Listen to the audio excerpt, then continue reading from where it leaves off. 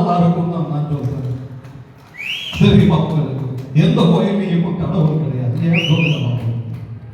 ஏன்னா அத்தனை பெண் தெய்வம் இங்கே தான் உட்காந்துருக்காங்க. நீங்க இதுக்கு அழகாக கை தரலாம். நன்றி. இப்படி பேசிட்டு இருக்கும்போது விஜயகாந்த் சார் உள்ளவாரு. நீங்கள் காபி பின்னாடி இருந்தும் காபி வரலை, காபி வரலை, யாரும் தரலை. முன்னாடி உட்கார்ந்து விசில் அடிக்க சொன்னதும் எங்க பாலாஜி சார் தான். அதுக்கு யாரும் தத்த போட்டாருங்க சார். நீங்க எந்த சேனல் கூட எனக்கு தெரியாது. கொஞ்சம் வாலியமா நல்லா கூட்டி வச்சுக்கோங்க. அதனால அந்த வாய்ஸ் எனக்கு தெரியும், எனக்கு தெரியும். நீங்க அப்படிதான் அழகா பண்ணுவீங்க. நன்றி. வரட்டுமா?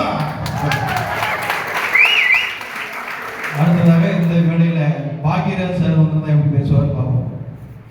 அதாவது பொதுவாகவே நான் வெயில்ல விளையாண்டதே கிடையாது. ஆனா இன்னைக்கு பூரா உட்காந்து வெயில்ல விளையாட வச்சு பேட்டை நிறுத்துட்டாங்க.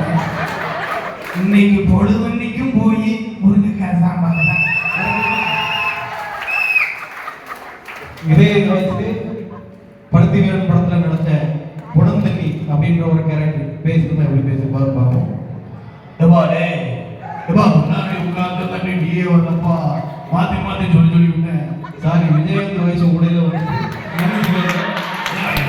ஏதாவது இருந்தாலும் நம்ம தங்க சமாளிக்கணும். அதை பத்தி யாரும் கவலைப்படாதீங்க.